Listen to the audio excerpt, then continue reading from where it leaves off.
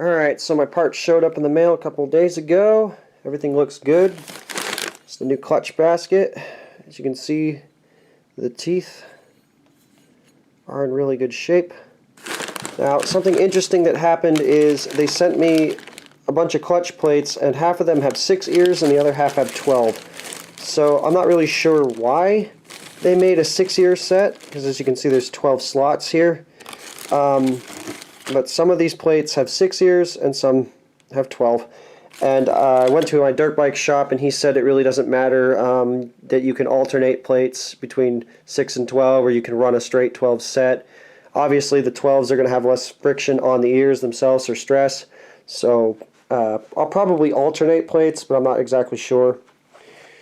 So anyway, I guess we're going to get started today on reassembling the last bits of my transmission. Maybe close the motor up here.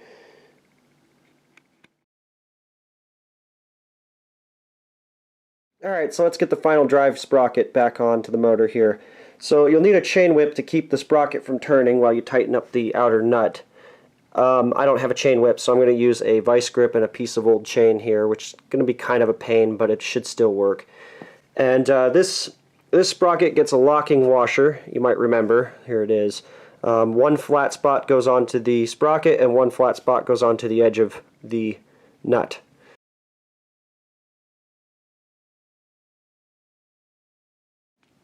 Alright, so I'm going to skip the rest of this step here with the drive gear, because while the motor's out of the frame, it's a real pain to get the right amount of torque onto this. Everything wants to move around and stuff, so I'll come back to this later. But basically this nut gets 54 pounds of torque on it, and then when you get it in the right spot, you take the locking washer here and bend it over onto the tab. If you saw me disassemble this, you probably saw me do that with this gear. If not, then you did see it on the other side, because there's the crankshaft gear gets the same thing. So anyway, I'm going to move on to the next step. Next step in the process is we've got to get the crankshaft gear back onto the crankshaft. And this is going to be kind of tough, because you can see that the gear has some recesses in it. Now those are for 5mm ball bearings right here. The shaft itself also has recesses. If you take a look real close here, you can see that's where those balls are supposed to fit in. So that's kind of what locks the gear in place. Now, the reason this is going to be tough for me is that my gear doesn't seem to want to go on the shaft nice and easy. It goes down about a 1/4 inch, and that's as far as it'll go. Now, I don't exactly know why. I've checked for burrs, and I see none. I've tried heating the gear up to just let it slip on nicely, and that trick hasn't worked. So what we're going to have to do, I'm just going to have to very, very carefully here align the recesses to that shaft and start punching it down. And when I get close to the point where I need to stick the ball bearings into their place, I'm going to have to hold them in with my finger and tap it down the rest of the way. So it's going to be a real complicated thing. For all you Zundapp assemblers, magnets, again, come to my rescue. There's no way to keep this stuff in there if you have to bang this gear on like I'm having to do. There is no way to keep that in place otherwise. Sometimes it almost seems like assembling from the frame would be a better solution, because this motor, like I probably mentioned already, is very front heavy, so it likes to fall forward, and that's a real pain to deal with. Let's just say that. It's a real pain in the ass. Now the only issue I've got here, maybe I need to go through this side with the magnets, because I can't really tap on the back of that now. I could take it off and just hold the ball bearings in their place now. So as long as my fingers are there, that should work. I just need to tap this sucker on and not hit my hand.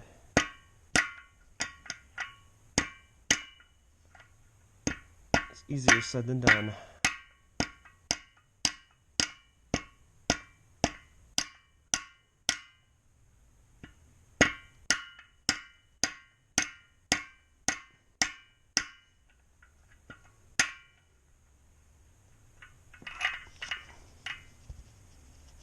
I do believe we have success.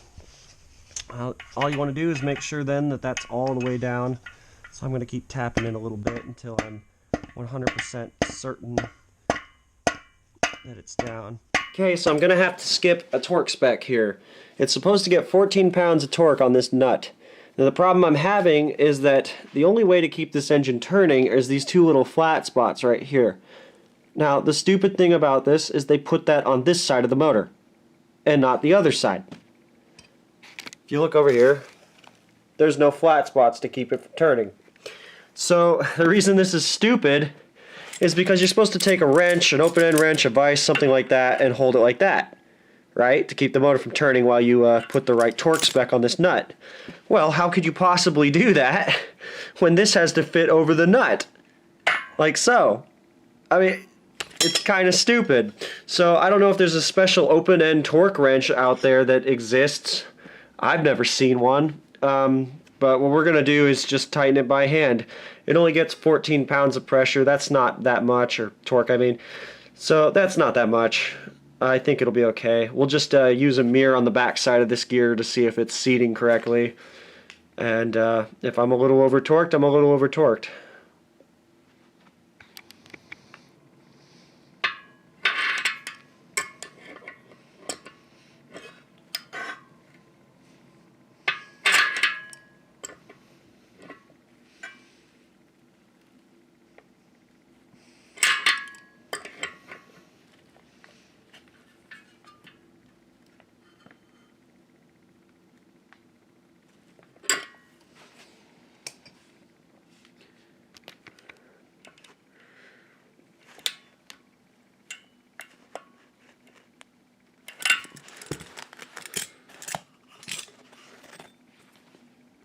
Alright, so now that the locking washer is fitted down, we're going to take the selector rod here, get it into place. The book recommends you move this shaft to and fro until it fits into position. Should fit into second gear position. And I'm not sure if that's second or not. Oh yeah, it probably was. Okay, here's second gear. The clutch basket back into its place. Mine is, once again, fairly stubborn. There seems to be some tabs at the end of my shaft, but they don't really go anywhere, from what I could tell. But at any rate, since this is being kind of stubborn, it doesn't really want to seat down all the way, the only way I can see to get this to work is, once again, rubber mallet. I'm just going to go around it real quick and kind of rotate it back and forward until it starts to go down. Hopefully it'll seat with this gear.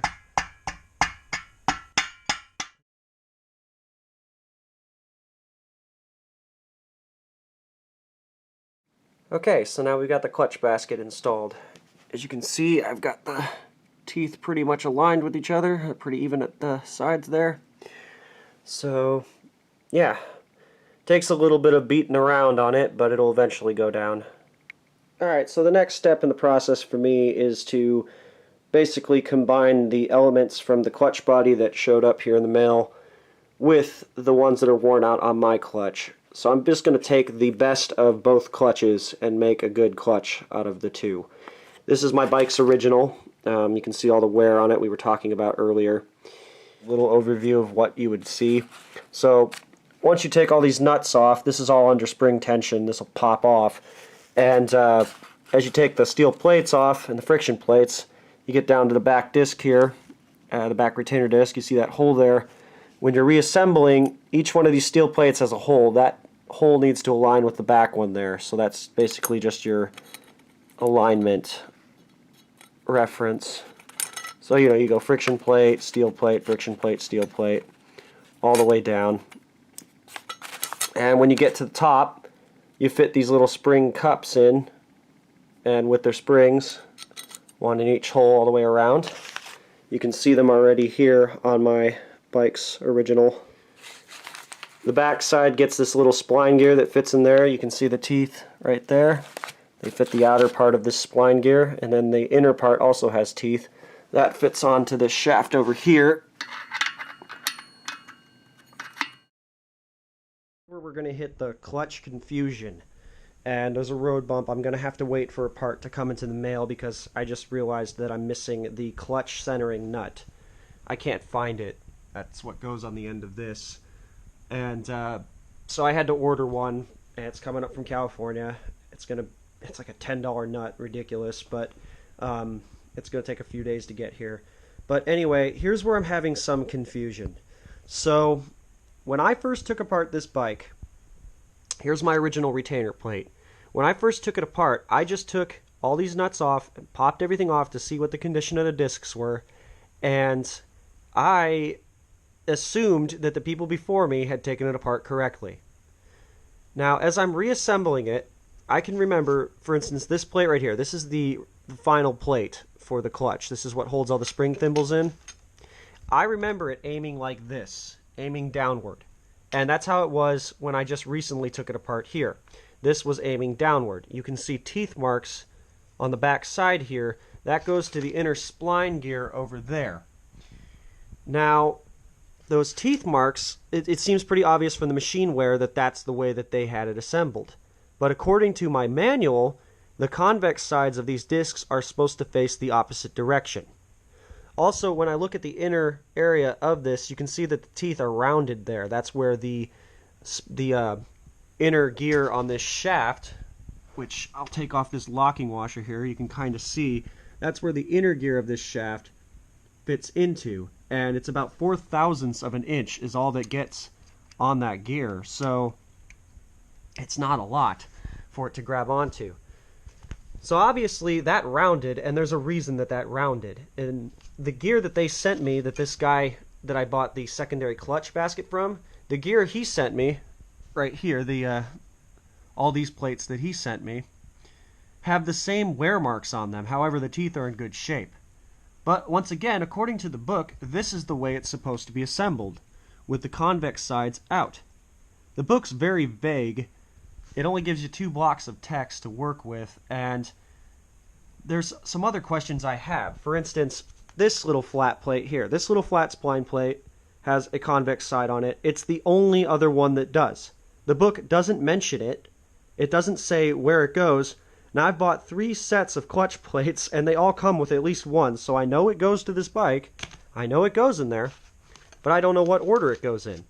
So I just assumed it's the last plate to go with, and it seems to be working right now like that. That's how I assembled it. But see, the people that owned this bike before me obviously assembled some things wrong. So this is where I go into uncharted territory, because I know what I saw when I took it apart, and I know that the manual is saying to do it the other way, and I also know that it doesn't quite feel right the way it's going together right now, so I'm not 100% sure if I'm assembling this correctly. And, you know, I've gone online, I've looked, it's a unique bike, so to get information on it at this point is pretty tough. Not a lot of people are going to know anything about the clutch in this area, and if somebody who's watching this video actually has some advice for me, or at least, you know, knows about the clutch in these bikes, please go ahead and let me know, because I don't want to destroy my motorcycle, and right now we're going to be playing it by ear. This is a scary thing to do with a clutch, especially when it's as rare as this one is, you know, the parts in general. This design's not that rare, it's just the parts in general for this bike are not really easy to come by. So yeah, this is where I'm going to have to get a little bit experimental with the bike. As far as I know, this is the way it's supposed to go. I mean, I'm following the manual as best I can, but the manual's very vague. And then there's some other things I can't really do, like there's a clutch compressor tool that I may have to purchase, but it also comes with some extra, well, it doesn't come with some extra, it's supposed to, clutch compressor bolts. It's supposed to come with 3 clutch compressor bolts, and the guy doesn't have them. There was a set back in 2015 that might have had them. Maybe I got the year wrong here, but I saw the remnants of an old sale on eBay, and it said clutch compressor with bolts. Nobody else has that. So I'm going to have to come up with a way to compress the clutch here down. Now, I did it once before, obviously, because I had my clutch reassembled before I got this far into the project. You saw it at the beginning here, at the beginning of this clutch section. I figured out some way to get it compressed down. I don't know how I did it. I must have used C-clamps. I can't really remember. One other thing I want to talk about real quick is this little guy right here, this little locking washer. This is the first time I've ever seen one. I got this with the clutch set that I bought from this guy here, the clutch basket. This was in a bag, and I can see teeth marks on it that match up to those teeth. So obviously this is supposed to go here, and it fits real nice. But once again, my clutch basket that I took apart never had that, the one that was originally on this bike. So the people lost that part or broke it or something, and it's just another example of, you know, a part on the bike for which I have no real reference to, because the people before me just took it apart all willy-nilly and threw it back together, probably found the damage in the case here and decided that was the end of this bike. So because of things like that, I can't be 100% sure from this point on that the way they have things assembled is correctly done. So, yeah, forgive me for the little bit of unconfidence and uncertainty in this project from this point forward. It's just, you know, I only have so much to work with here. So here's where we're going to be a little bit experimental with the motorcycle. Anyway, I got to wait for that part to come in the mail. So, thanks for watching, guys, and we'll get back on this soon enough. I got to play with the clutches for a little while. It's going to take a few days to figure this out, I think.